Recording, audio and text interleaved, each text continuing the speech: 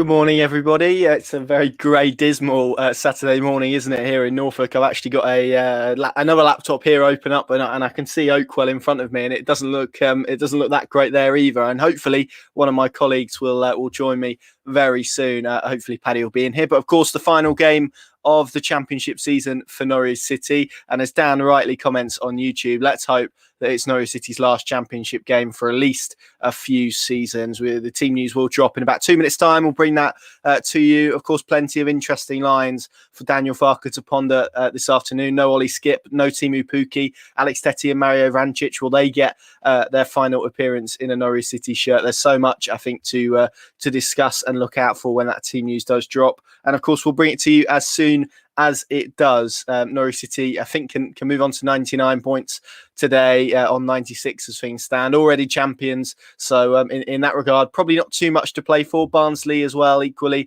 have already secured their playoff place, and their season is done and dusted. It's really now a matter of where they finish in that top six. I think they can mathematically move up to fourth, but the goal difference swing probably makes that fairly unlikely. So they're likely going to finish fifth or sixth, and with the possibility that we're going to get fans back in for the playoffs, I think any sort of advantage you can get is most beneficial, isn't it, at this period?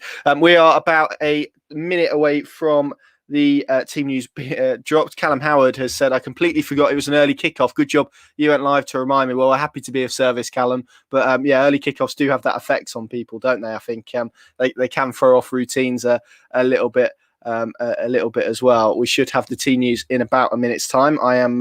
I am refreshing Norwich City's Twitter page as we speak to try and bring that to you as soon as it drops. And I can see that Paddy is in the room, so hopefully we can get him in here very soon. But Norwich City, of course, playing Barnsley this afternoon, final game of the Championship season. Not much to play for in terms of meaning or points, but certainly in terms of that points tally history making, I suppose, that sort of element. And we do have the team news, so here we go. And it is 4 changes for Norwich City this afternoon. They line up like this: Tim Court in goal, Max Aaron, Grant Hanley, Andrew Omaramadile, and Dimitris Yanulis back four. Alex Tettey captains the side in midfield alongside Kenny McLean. Emi Buendia on the right, Todd Cantwell on the left, with Mario Vrancic behind Jordan Hugill. The subs bench is Nyland, Mumba, Quintilla, Sorensen, Dowell, Hernandez, Placheta, Stiepermann, and Adam Eder. So, Pad, probably the big news from that, and I was saying before you came on, I've got my laptop open with it's a nice shot of Barnsley. Well, I say a nice shot. It looks pretty grey and dismal there, but it's not pleasant. It's not pleasant, Connor. No. You can't really see it. It's not really going to work on this camera angle, but I've literally got drowned as the proverbial rat in the 2 minutes it took us to get from the car through into the stadium. So, yeah. Watford, have I imagined it, or was the final day always a very sunny affair? I've got it in my head, in my youth, it used to be quite a sunny occasion. Yeah, well, this is what I was going to say to you. It's hardly last day of the season weather, is it? It certainly doesn't it's feel cold, that way. It's miserable, it's wet. Yeah, exactly. But only reason to come here, mate, is to get a trophy lifted up and bid farewell virtually, obviously, for you fans watching. So those lads you mentioned are in the starting 11. I didn't quite catch the back four. Did you say Yanulis is in instead of Quintilla? Yeah. Yanulis back in. So four changes: Tettey, Vrancic, Yanulis, and Hugill in. Skip, Dow, Quintilla, and Pukki all out. Quintilla makes the bench, of course. But just on Tettey and Vrancic, no surprise that they're in the side, and probably no surprise that Alex Tettey has been given the armband by Grant Hanley this afternoon either. No, that's a nice touch, isn't it? Yeah. Well, following up on his Player of the Month award, isn't it, Connor, to be fair? So, Player of the Month, captain, it's not a bad way to bow out. I kind of thought Tete nailed on. Obviously, Skip's unavailable, so that seemed an actual fit. Didn't quite know whether the sentimentality would stretch to Mario starting, but clearly Daniel, I'm sure, feels Mario can do a job, and it's nice that they're both going to get a start. Be interesting how long they actually play. That might be dictated by what the game is looking like, and the desire really for Daniel to go on. And as he said to us yesterday, get 99 points. I'm not sure really, but I just on a personal level, with those two guys, I'm sure if you're their teammates, you know the job is done. The title is in the bag. Premier League is secured, but there must be a huge amount of respect for those two lads within the changing room, and as a result, you know, you'd like to think those boys would want to send them off in a fitting fashion today, and hopefully that is a win, if not a draw.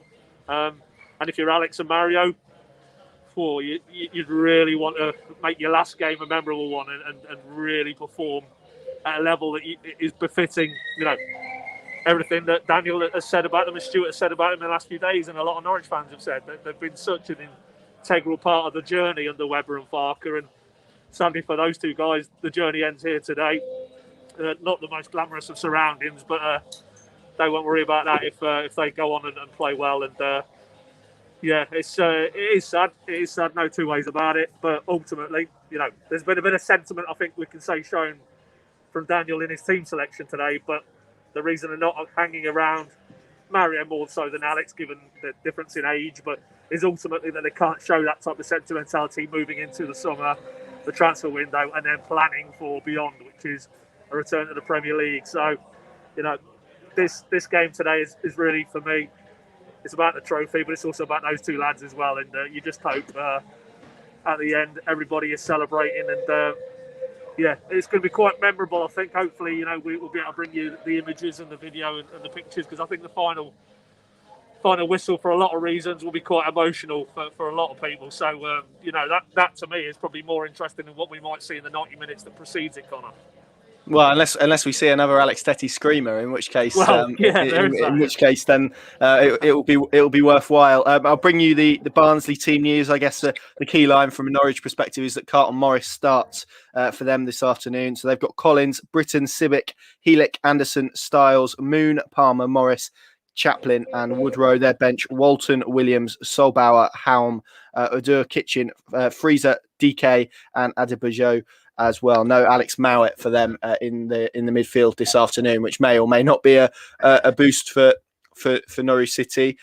Someone's just pointed out that it says Pookie. It does say Pookie, doesn't it? Let me just change that. Sorry, it is Jordan Hugill up front for the benefit of doubt. I'm trying to change this and speak at the same time, so I knew there'd be one I missed, but there you go. It should be all fixed now. Just a word on Jordan Hugill.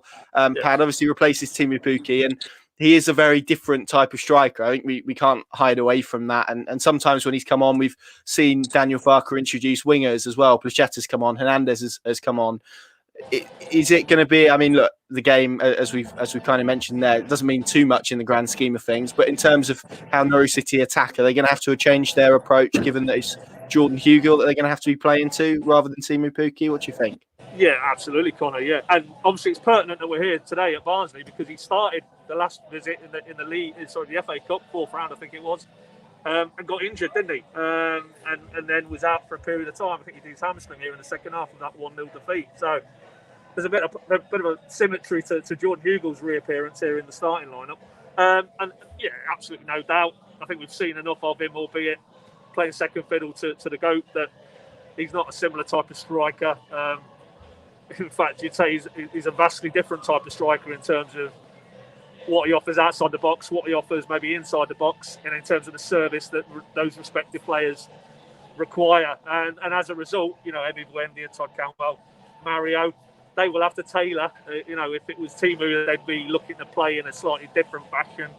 And that's no reflection really on Jordan Hugill in terms of, there's very few players at this level who are as good and as rounded in their game as an attacker as Timu Pukki. So that's a very high comparative bar to try and set. But,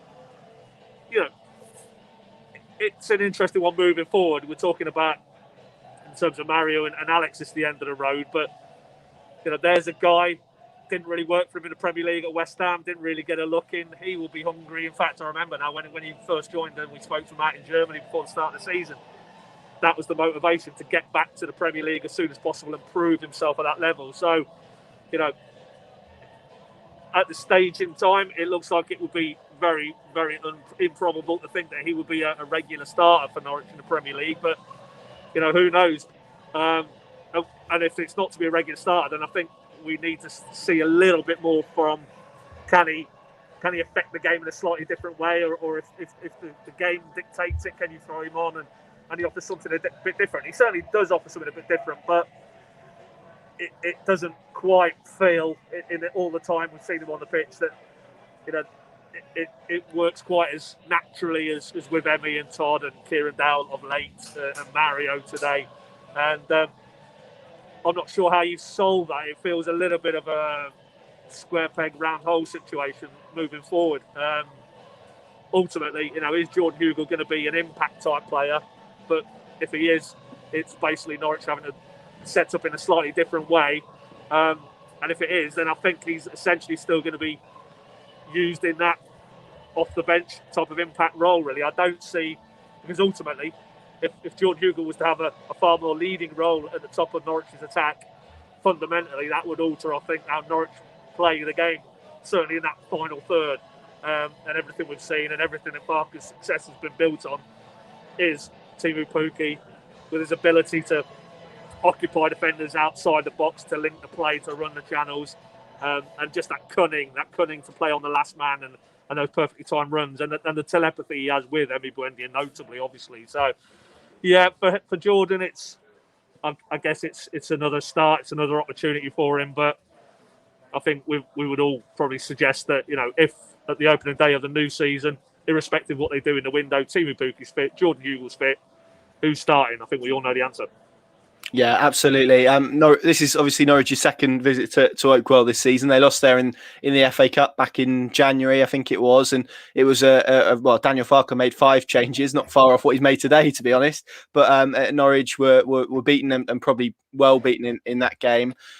Do you see today being any different in terms of outcome, in terms of performance? Because I think Barnsley are a team that throughout the Championship other teams are looking at and saying, well, they're probably, in terms of the way they play and how they suffocate opponents, probably one of the toughest sides to play in the Championship, particularly at home. Are you expecting that kind of intensity today, given they've got the playoffs on the horizon as well? Well, yeah, I mean, that's the imponderable. I didn't quite catch it. How many changes have they made, Connor, roughly? Good question. I'll check that if you keep. Yeah, you check that. Yeah, I mean, ultimately, that will probably give me a clear indication of where this game ranks in the priority list.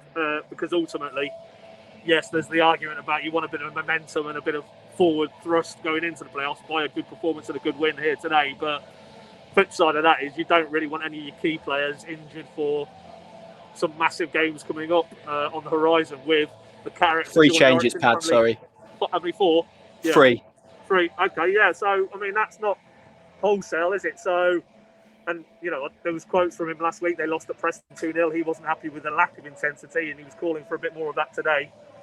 So maybe they will be full throttle. But I just think if you're any of those Barnsley players, subconsciously somewhere in your mindset is, I'm not gonna go full tilt today because I want to be fully fit and available and ready to really hit the ground running in the playoffs. So time will tell. But you're right, they did cause Norwich huge problems both in the league and the cup tie with their ability not just to press and the organisation and the cohesiveness of that press, but the ability for me, which set them apart from a lot of the other teams who tried that this season, was their ability to maintain it. The fitness levels was something else, even when traditionally what was happening, teams who tried to press Norwich would tire in that final 20 minutes and Norwich would come on strong.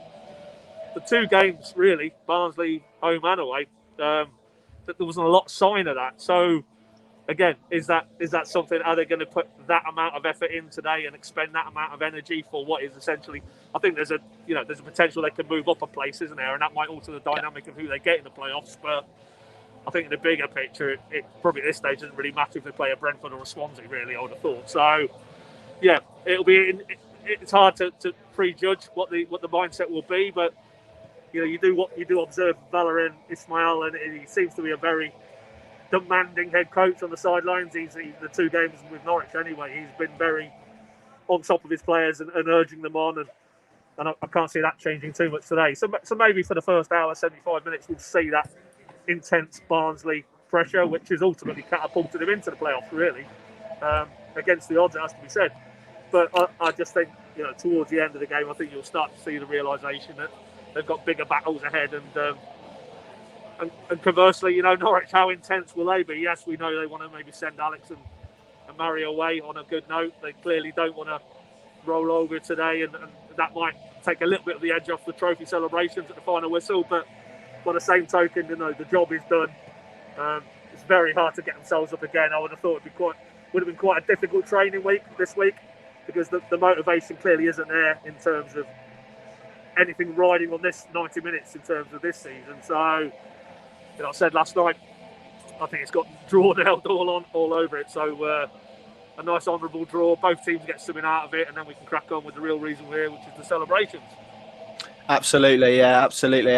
We mentioned sentiment right at the start, didn't we, with Alex Tettey and Mario Vrancic. I'm just going to flash a couple of pictures up that Norwich City have tweeted via their official account. We know that they like to decorate their changing rooms, don't they? And they do whenever they go away from home. This is what they've done this afternoon. So you can see there a nice sort of tribute to Alex Tettey, and there's also one as well for Mario Vrancic, which you can see there. So in terms of sentiment and what this occasion is about, it feels largely like it's about celebrating those two, doesn't it? It feels like that's maybe what this game this afternoon is geared towards. Just finally, Pad, because we kind of mentioned that today being about the trophy lift, I think mainly in the Championship with promotion sorted, the title sorted, the playoffs sorted, irrespective of maybe who finishes in which places in the top four. Obviously, it's the relegation battle, isn't it, that people are watching? Sheffield Wednesday, Derby and Rotherham. Only one of those three can stay up. Sheffield Wednesday and Derby playing each other today. So we'll finish on this from Paul Gardner. You might not care given Coventry are out of it, but he's asking for your thoughts in terms of who goes down and maybe who you feel is going to go down. Rotherham, of course, at Cardiff. There's that Norfolk link with Paul Warne, isn't there, being a Norwich fan? So maybe Norwich fans are rooting for Rotherham to stay up. What do you think? Oh, yeah, all day long, yeah. Paul Warne is such a popular Norfolkian who's spreading the word far and wide about his love of all things Norwich City. So of those three, yeah. But funny enough, we were just discussing that myself, Dave and Tony, on the way up, and what a massive blow that would be to Derby. Derby, we were there the other day, that stadium is ridiculously good, and they've had some big names and a lot of big investment has gone in there, and not all that long ago they were appearing in playoff finals, talking a lot about Barnsley in the playoffs, and for them to regress to League One. I know we've had this, Norwich, of course, and my team, and Sunderland and Forest and Leeds, but Derby in League One would be that would take a lot of getting over, I would have thought, if you're a Derby fan or a Derby player. And of course there'll be huge question marks over Wayne Rooney and whether he continues as a coach. So that is a hell of a game today, isn't it? I think is it at Hillsborough today, Connor, that game? I believe so, yes. If so, we're in the wrong part of Yorkshire, because I'd rather be at that game, because that's going to be a pretty intense affair with no fans, obviously. But that is really going to test the mettle of those respective sets of players. But ultimately, Derby look like they're in free fall. Sheffield Wednesday have managed to put some results together, and I wouldn't discount Rotherham. So if I was a Derby fan right now, I'd be very uneasy, because they don't look capable to me of going to, if it is Sheffield Wednesday away, going there and getting a result. So yeah, they are at home. Sorry, I've just checked. They're at home, Derby. Yeah, okay. Yeah. Well, I mean, ultimately, home or away at the minute with no fans, I suppose, doesn't make a huge difference. But you got a fear for Derby, haven't you? And that just underlines, really, to bring it full circle, what Norwich have done. That two clubs there, Sheffield Wednesday and Derby, massive clubs, respectively, massive support bases. They've got the history, and yet they're basically in a relegation shootout today to stay in the Championship. Just underlines how well Norwich are run on and off the pitch, and how well they've done this season to, romp away, essentially, as it will turn out, with the title, while some very, very big provincial clubs are unfortunately facing a far bleaker future. It just, again, makes you thankful for the people who are in charge at Norwich at the minute, and what a healthy state that football club's in. Absolutely. Paddy, thank you very much for joining us. Last team news video we do in the Championship. Next season it'll be one coming from you in the Premier League. So hopefully you're here. Hopefully you're here as well, Connor, with a bit of luck. Fingers crossed. Fingers crossed. Fingers crossed, and everyone else, of course. Hopefully the fans are back in at that point. Pad, thank you very much. We'll leave you with this afternoon. Of course, we've got our bumper promotion party tomorrow, 6:00, all across all our channels. Here's a little bit of what you can look forward to. I'm on the live blog this afternoon, pinkin.com, the place to go. Here's a little teaser of what you can expect to enjoy tomorrow evening. Thanks for joining us. See you soon. And this was to be a summer like no other this club has seen before. The Championship is absolutely brutal. You've got to be a good enough team to then regather, regroup, potentially lose some key players, and then come back again. They're trying to do it in the right way. There are ways to win that aren't attractive. And I don't think that's the future of football. The foundations for that transition last summer were laid over the previous 2 or 3 years. I think without that, it would have been much harder to do it last summer.